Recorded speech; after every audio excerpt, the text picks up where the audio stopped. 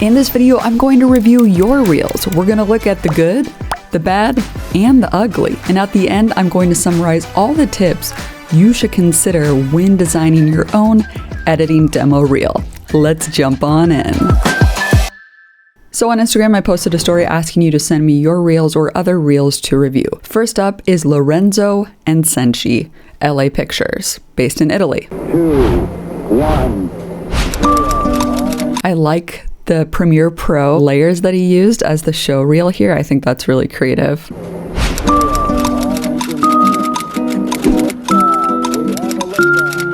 When I'm editing, I always think about redundancy here. I like that he said, "Hi, my name is Lorenzo and I'm a video editor," but the "and this is my show reel" is kind of repetitive, right? So I'd figure out how to make this a little bit shorter to get into his work faster, because we don't get his work until about 8 seconds.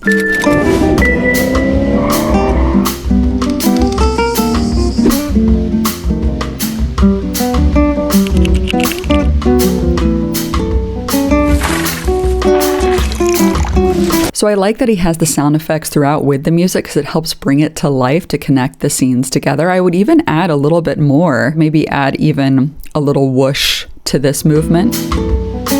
And even here, maybe some dreamy sound effects in the background of some stars shining would help.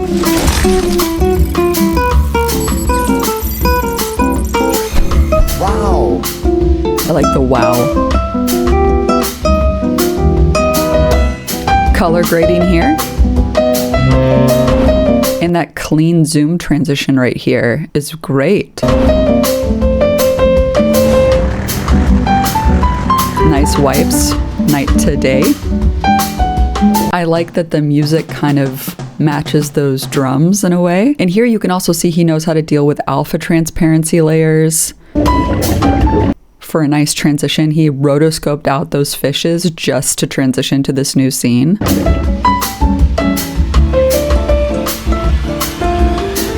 Wow.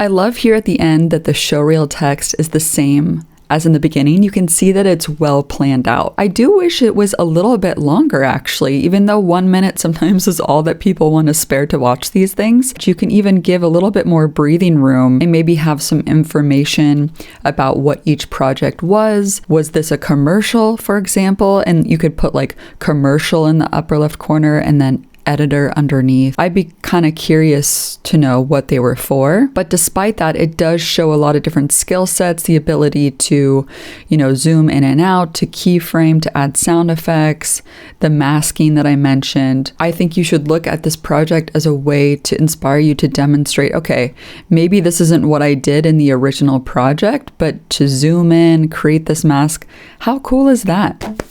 Great job, Lorenzo. Next up, we have Melissa Olsen from Denmark.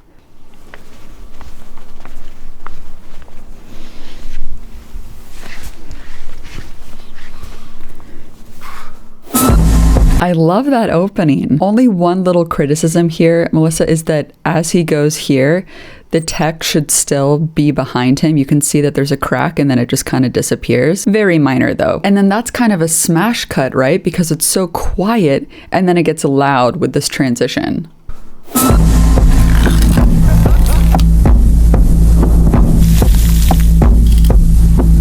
Great dynamics and momentums with the sound effects.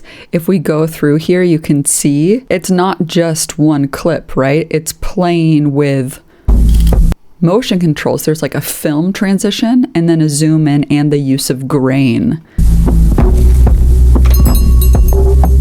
That's a great transition, using a sound effect and a close-up to transition into a new scene.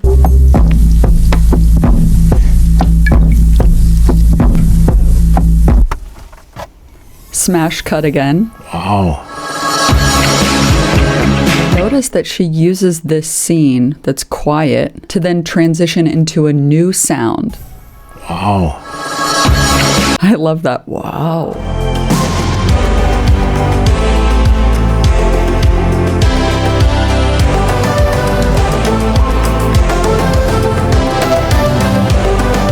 like how the energy picks up here. I would still keep the sound effects here though. So I'd kind of go through again and see what I can add to help bring it to life to make it even more engaging.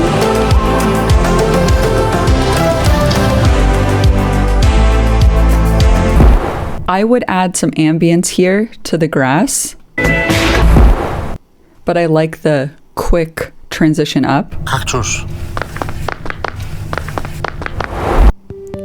And that transition is super cool. If we go frame by frame, it takes a bunch of different clips here. This kind of white graphic animation, the bike, this guy going out the window, and then the field of grass. A lot just happened there.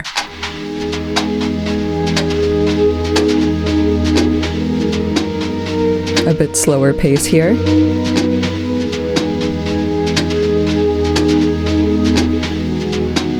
I would have included the door slam sound effect here just to keep it going. And maybe on the slam, I would have had it transition to the next scene with the sound effect. These are really beautiful shots. This could also be considered a cinematography reel. So it's important that you display your editing skills here more than just the cinematography, because if you didn't shoot this, then you need to be creative with how you put the things together. Again, sound effects here would be great.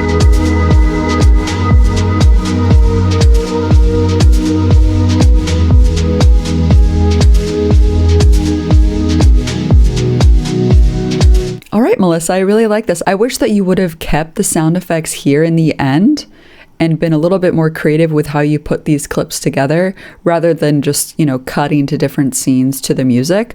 But overall, when you look at this piece as a whole, the pacing is clear. You're able to start with no music, then cut back to that scene without music, and then shift to a new tone. So I can see that you understand how to do pacing. What I love about Melissa's showreel here is that it's embedded on a website where I can see her other work and have a way to contact her. So there are so many different sites you can use to create your own web portfolio these days, but one site that I recommend that's fast, affordable, and no coding required is Hostinger. And Hostinger has a seamless integration with WordPress, which is the most widely used CMS in the world, which makes designing a portfolio website super easy. With a managed WordPress business plan, you can get a free domain and email, a free SSL layer for security, and a free AI website builder. We'll get to that in a second. And here you could select the preferred length of your plan. The more you get, the cheaper it will be. And you can enter Premier Gal to get 10% off. And once you're in, the setup is super easy. No coding is required. Let's click on Create a Website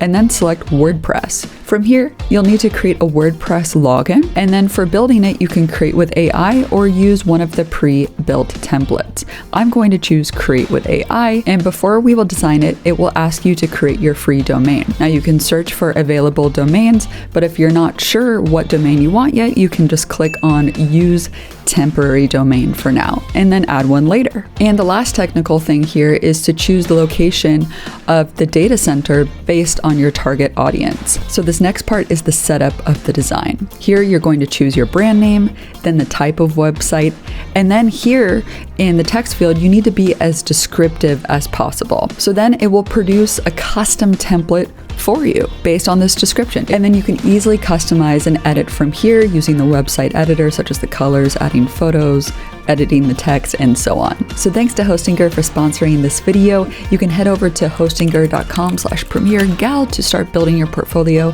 and use code premiergal to get an additional 10% off. All right, next demo reel. So next up we have Kirill De Silva from India.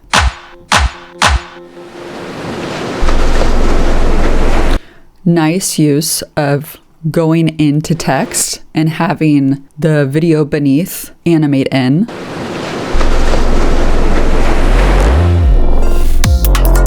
All right.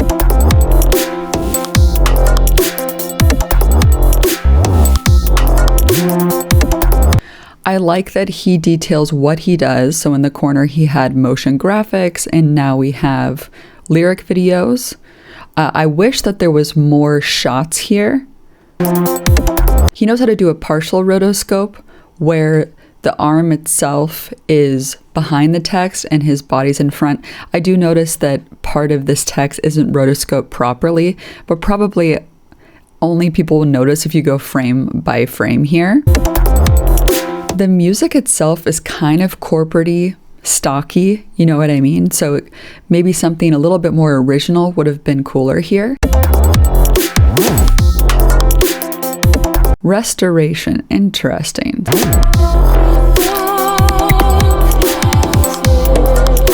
All right, that commercial shot, I'm not quite understanding. I wish that there was like a little bit more action here happening because it looks kind of just like a stock video clip of a pizza and then it says commercials in the corner. How was this commercial work per se? That's more of a cinematography shot. How did you edit this together? Where are the other shots of the pizza? Where's the pizza? Mamma mia.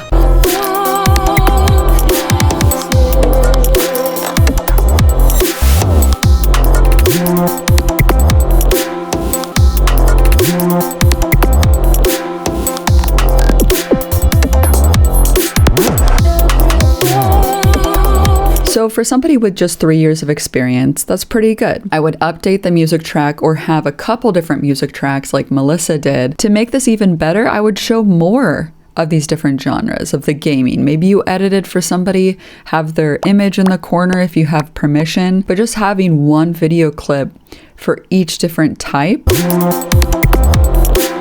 is not really showing that variety. And if that's all you have, that's okay. But if you've done only one music video, show a few different shots from that music video. Or even if you don't have that experience, go find some other stock videos to use to then cut together. Because remember, a show reel is its own project. So you should treat it like its own entity to bring everything together. So this video itself has 65,000 views and over 1,000 likes. That's amazing that you got that many views on here. Maybe you embedded it on a different website, but I did find other reels that are kind of similar, like this one here.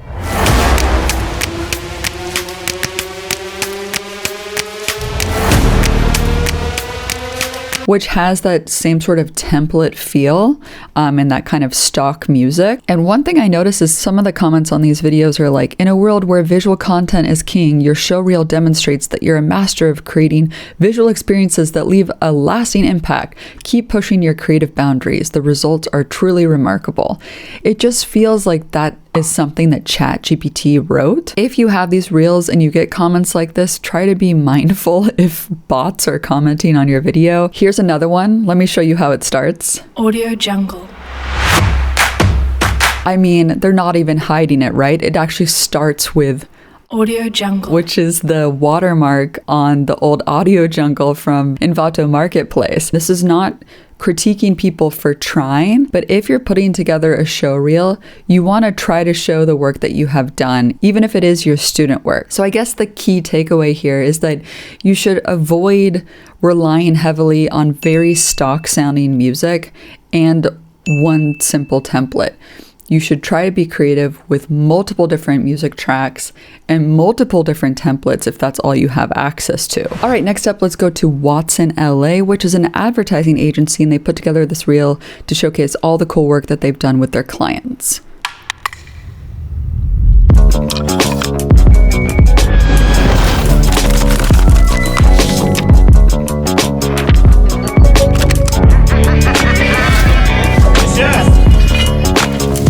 So see how already there was just so much shown in there with the sound effects and the different films that they've worked with.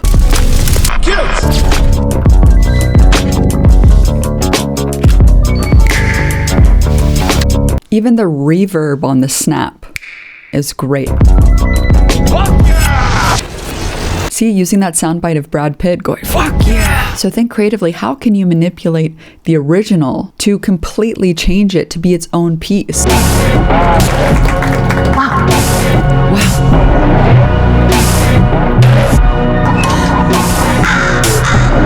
The crow sound effect. So again, breaking up the music with these little sound bites is so clever, and having the different types of media that they've worked on kind of rotate throughout, shows your skills in the motion graphics, rotoscoping, sound design, and music. I think it's fantastic. So much work went into creating this piece, you can tell. And that's what you want your client to think is like, wow, they really put a lot of care into this. They didn't just spend a couple hours on a weekend to slap together a reel really fast. Great job, Watson. Bravo. All right, next up is Kirill, who is a Bulgarian cinematographer.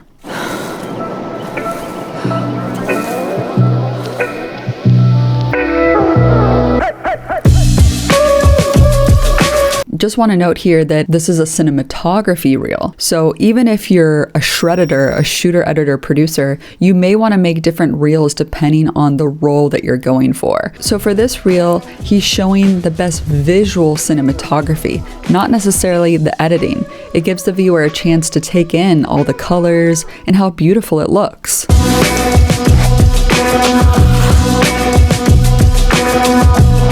So even though he's a cinematographer, the editing is still quite good with the ambient sound effects seen throughout, some of the film transition overlays. I mean, this is kind of eye candy because each shot is so beautiful. He was intentional in making sure each shot shows the ability to create a good composition, to have color theory, etc. And also a thought that just came in my head is his ability to frame for different aspect ratios, and being able to compose for that different framing is important. Really nice work, Kirill. Let's recap. What are the things that you should keep in mind when you're editing your demo reel? It shouldn't just be a compilation of the original framing and the original scenes of projects that you've edited just to music, right? It shouldn't use templates because people can tell. It's obvious, right? Instead, you should think of the reel as its own editing project. You don't need to list out the different software that you know how to use. That's something that you can detail in the email with them back and forth. But the reel should demonstrate your skills. It should show you know how to rotoscope, you know sound design, you know time remapping, you know how to create transitions, pacing and energy. All of those things are important. And especially if you have a variety of work, try to showcase sound bites of dialogue in there so the client knows you know how to level sound correctly. And you should try to include some humor too, so that way your client isn't bored. For example, Melissa had some humor by cutting back to that guy checking out that car and then transitioning to a new music track. Show your reel to other people. Notice when they start to drift off in retention. What are the areas that maybe lag a little bit that you could spice up a little bit more?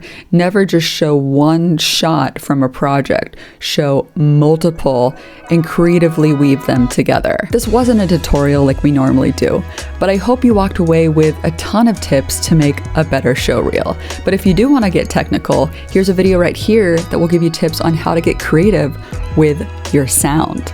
And if you want to just in general become a better video editor, you can check out my ebook, The Video Editor's Checklist. That's all for this video, and as always, keep creating better video with Gal. Bye!